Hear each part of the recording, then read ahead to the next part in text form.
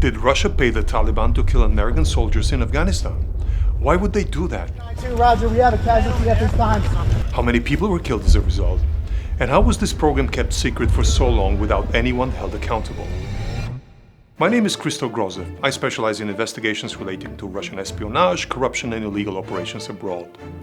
Over the last decade, my team has exposed the men who poisoned the Russian opposition leader Alexei Navalny, discovered the truth of who shot down Malaysian Airlines MH17, and burned the undercover identities of countless Russian sleeper agents across Europe and the United States. Now I'm going to take you on a deep dive of yet another secret Russian program, one that placed bounties on the heads of US soldiers in Afghanistan. There's a new bombshell joint investigation by investigative journalist Christo Grozev, a regular, of course, to all of you, along with Der Spiegel and The Insider. And it reveals that top Russian military officers paid the Taliban tens of millions of dollars to kill American troops.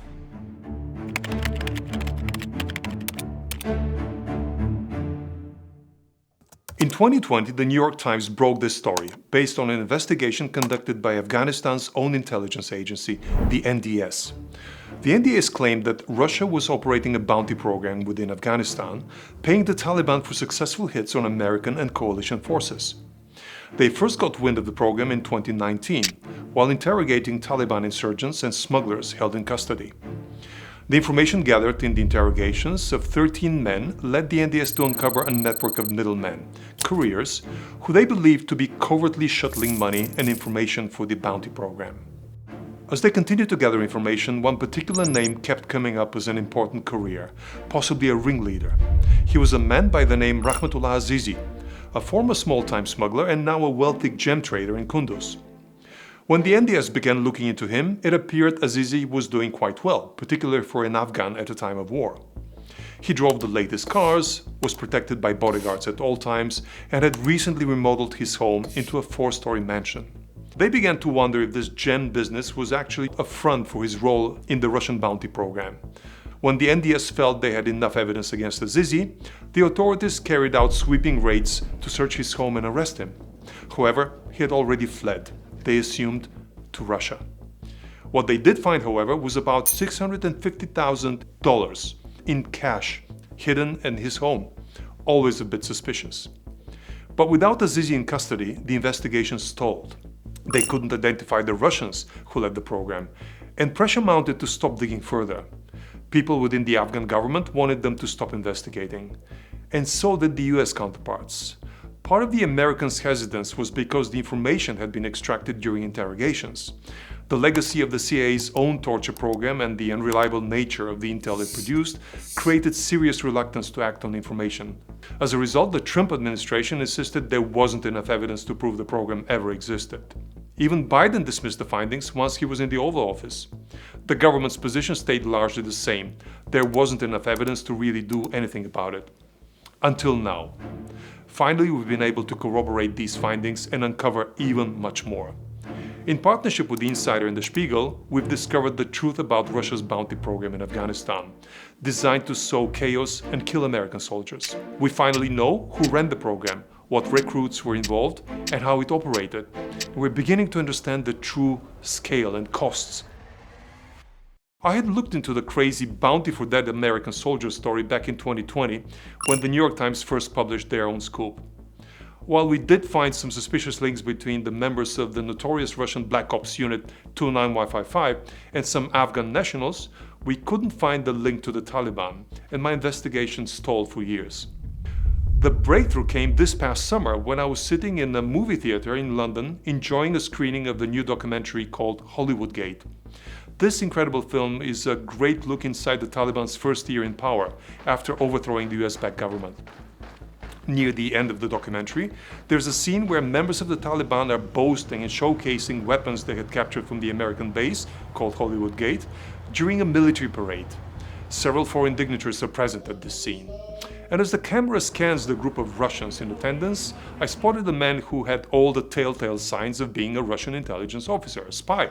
He wore dark glasses, had a furtive look, held a camera in his hand and was photographing everything, a spy straight out of Central Casting.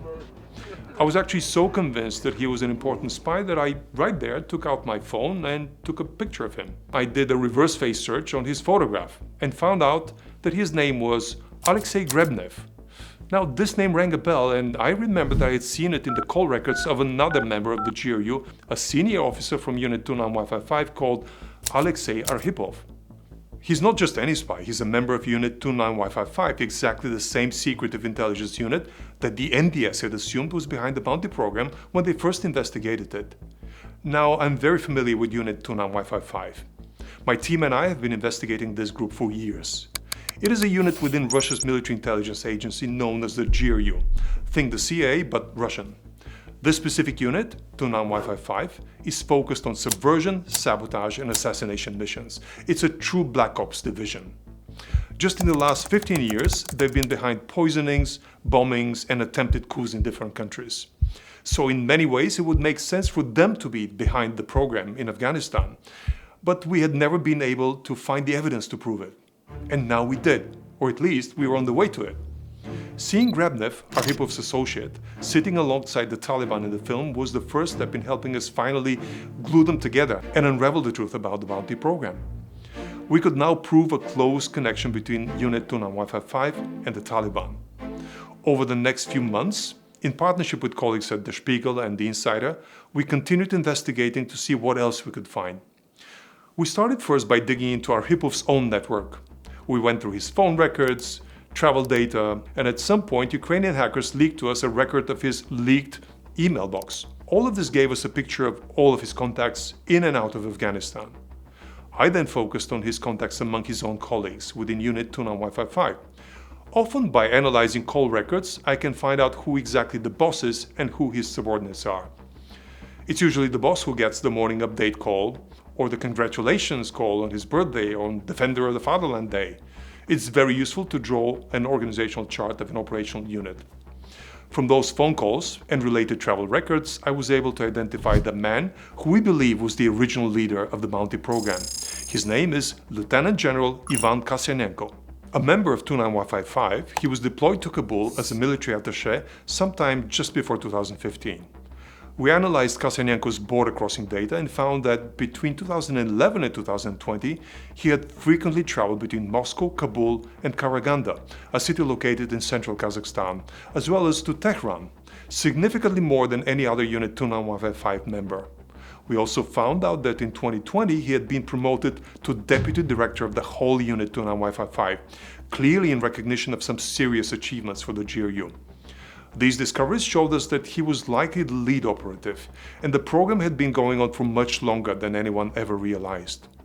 If it was launched in 2015, when Kasyanenko was first stationed in Kabul, that meant it began at least 4 years before initial reporting suggested. And if it started when his regular trips to the region started, that would have placed the launch of the program as early as 2010 or 2011, almost 10 years before US and Afghan intelligence became aware of it. This was really striking. And it meant that there were many more attacks paid for by the Russians than we ever knew. But we still weren't exactly sure who ran it from the Afghan side. So we decided to go back and look at the NDS investigation one more time to see if we could build on their research and find additional proof to strengthen our findings. As I mentioned before, the NDS had suspected that the program had been run by a network of couriers, middlemen who shuttled information and money between the GRU and the Taliban. The NDS had given us one name to look into, and that was Rahmatullah Azizi, the get-rich-fast gem trader who avoided arrest. By perusing border crossing records, we discovered that he had traveled on a Russian-issued passport from a numbers range usually reserved for spies from Unit 29155.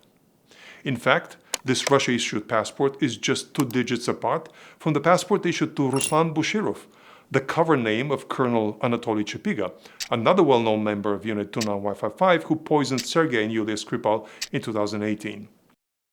We then searched for other similar numbered passports that bore Afghan-sounding names. That led us to find many more Afghan nationals who had one thing in common. They had traveled very frequently between Moscow, Afghanistan, and neighboring countries, all on fake Russian identities using GRU-numbered passports. We even found scans of some of these passports in the leaked mailbox of Alexei Arhipov and 2 of his other colleagues. Eventually, a picture began to emerge of who these couriers were. We started mapping them into a chart based on their joint travel and communication patterns. There were at least 3 different networks of Afghan couriers used by the Russians, and Rahmatullah Azizi ran the biggest one. operating from a base in Kunduz in northern Afghanistan. It turns out that the Azizi network's recruits included many of his own family members, his brothers, who also helped run the bounty program. His travel records showed us that he was primarily based in Russia as of 2015, but he frequently traveled to Afghanistan and other countries in the region, all on fake passports. Several times, he was actually listed on the same flights as known commanders of the GRU from Unit 29155, also traveling on fake passports. His phone records confirmed that he was communicating with them regularly. And if his first GRU-issued Russian passport wasn't enough evidence, he was also issued 2 other passports under different names. One of them claimed he was actually a Russian named Rahim Akhmadov, born in Russia a year before the real Afghan Azizi.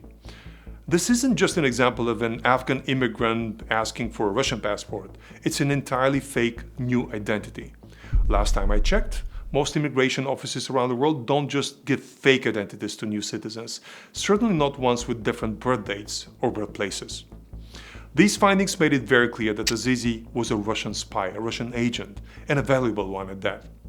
But in order to hide his true work and make himself more valuable, Azizi had to appear as something else. Using his Akhmadov identity as a Russian, he created a company in Russia to explain his frequent travel and maybe move money.